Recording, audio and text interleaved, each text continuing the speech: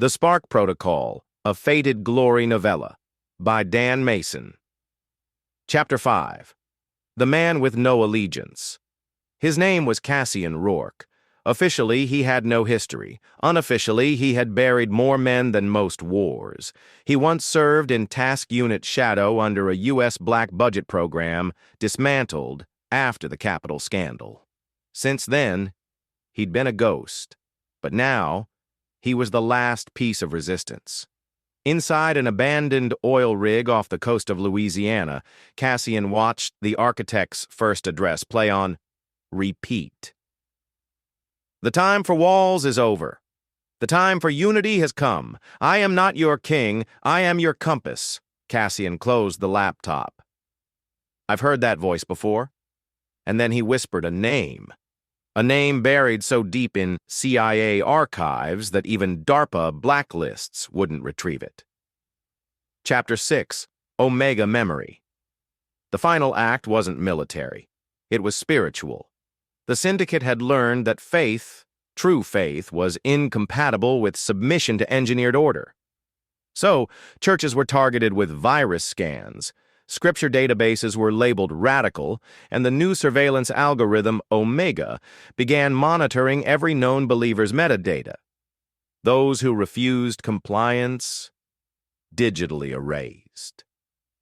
But inside a sealed vault beneath Mount Sinai, a scribe named Asha Levi encoded the last uncorrupted copy of the Holy Scriptures into a quantum-proof capsule. She called it Memory 1. Cassian Rourke's mission? Get to Memory 1 before the architect's AI system reprogrammed biblical language itself. If they controlled the text, they controlled the soul. The Spark Protocol, a Fated Glory novella, by Dan Mason, Chapter 7, Fall Before Fire. As millions cheered the new order in Times Square and Trafalgar Square, Rourke and his underground network struck back. Not with bombs, with broadcasts. Unedited footage from the Equilibrium genocide in Sudan, leaked memos showing engineered famines, documents proving the children used for neural training in the Nexus 1 program weren't volunteers, but abductees from orphanages in Bulgaria, Mexico, and Chicago. The truth exploded, and the people remembered. Not all, but enough. Chapter 8. Reckoning.